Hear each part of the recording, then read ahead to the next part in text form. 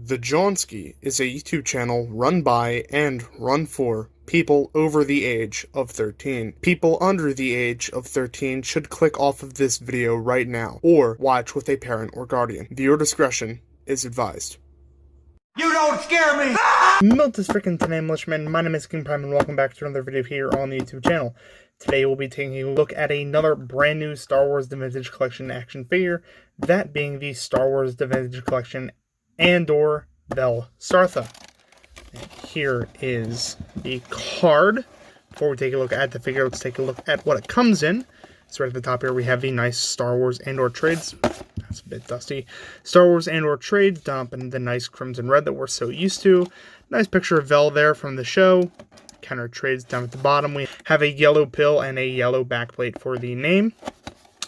On the other side, we have the other figures that have released in this wave, that being Darth Vader from the Dark Times, who I've reviewed, Obi-Wan, who I've reviewed, the Clitonian Raider, who I have not reviewed and will not get, Luke, who I've reviewed, Vel, obviously, the Artillery Stormtrooper, who I've reviewed, Cassian, who will be coming next, and Cal Kestis, who I have reviewed. Down at the bottom, we have some more legal jargon, and that is about it. I said in every single video, my friends, you only really care about the packaging if you are a carded collector, of which I am not. I'm here to open toys and review them, and that's just what I'm going to do. Freeze frame.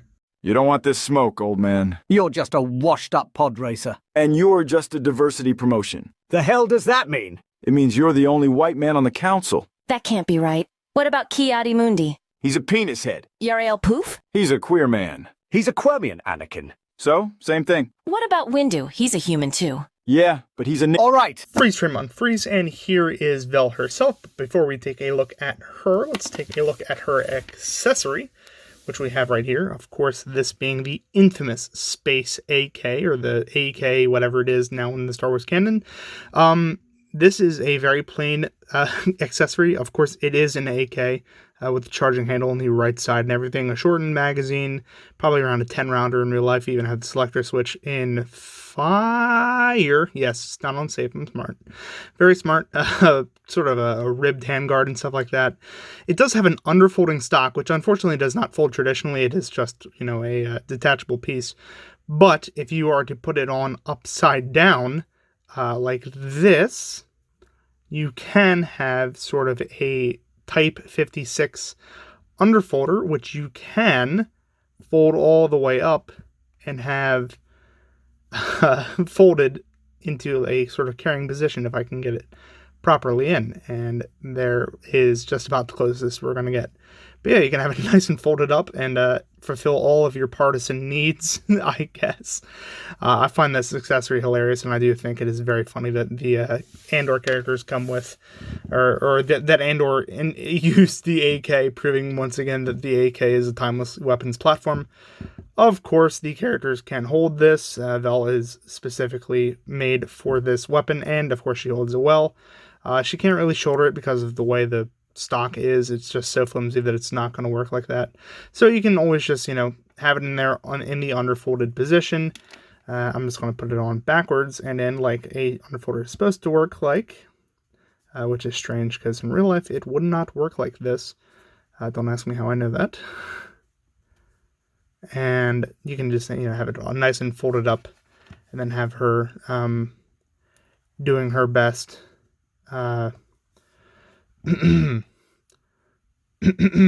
Yeah, one of those. Which, no comment.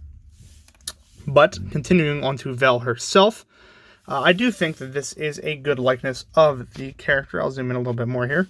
I do think it looks like her. I think the sculpt is good. And the face printing is always super accurate with these Hasbro figures. I love that. I love that she has her collar sticking out through her leather jumper, as well as down at the bottom of the hem of her pants, which are black and leathery as well. That's just about it. And her boots are very plain, but they do have these sort of, you know, how do I say, like Coruscant jump boots, just with a mixture of the M43 buckles, which is very funny. I love how that looks, and I do really like this figure overall. She does have some sort of silver detailing around her wrist area. I don't know if that's a communicator. I can't really remember from the show. I think it's just an accessory like a watch or something, but it could be, a communicator, especially with that little greeble on the front there. But moving on to articulation, we do have a double dumbbell joint at the head, so you can get some nice action, which it doesn't really work on her because her neck is really thick. She has full range outward at the arms, as well as 360 degrees. At the elbows, have a pretty deep elbow bend, only single joint though. And for whatever reason, a just pegged wrist joint, which is strange. It's not as, distracting because she has the fingerless gloves, and, that's fine. It kind of takes away from what's going to be super distracting about this figure, but that's fine, I guess. Ab crunch, so you can get your reps in just a little bit. Nothing at the waist proper, but you do have the nice dumbbell joints at the thighs there, and excuse the view. You have some nice swivels at the upper thigh joint, as well as a rather okay knee bend, and of course ankle pivots all around, so you can get poses like that, and a very deep ankle bend and ankle tilt, which is great. I really think that they did a great job at most of the articulation on this figure. It would have been nice to have wrist joints, because I know most of the 3 3/4 inch weapons at this point use or need to use some sort of wrist articulation. But you know what? It is fine. I think that this figure is good enough.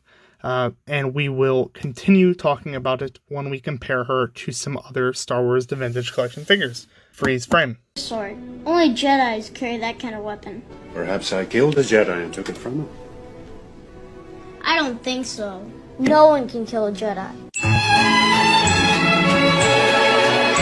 Freeze frame unfreeze. So here we have Vel next to the golden standard of action figures himself, the Dark Times Darth Vader, who I have customized rather significantly since the last time you saw him. Here is Vel next to Din Djarin, who has also been slightly customized, just with a little bit of a carrying pouch and stuff like that. Here we have Vel next to a custom Mandalorian that I made myself. And here we have Vel next to her buddy, who will be reviewed in the next Vintage Collection review, Cassian Andor. And as you can tell, she is absolutely tiny. She does not stand. Even though Vader and Din are on stands, she is really small. Even in your hand, you're like, oh my god, she's tiny. But you know what? That's fine. It's not really that big of a deal.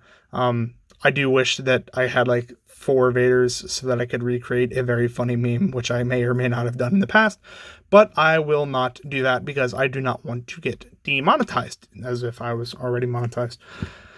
But that is it for the size comparison. Let's get on to the final thoughts so I can talk about what I really think about this figure. Freeze frame.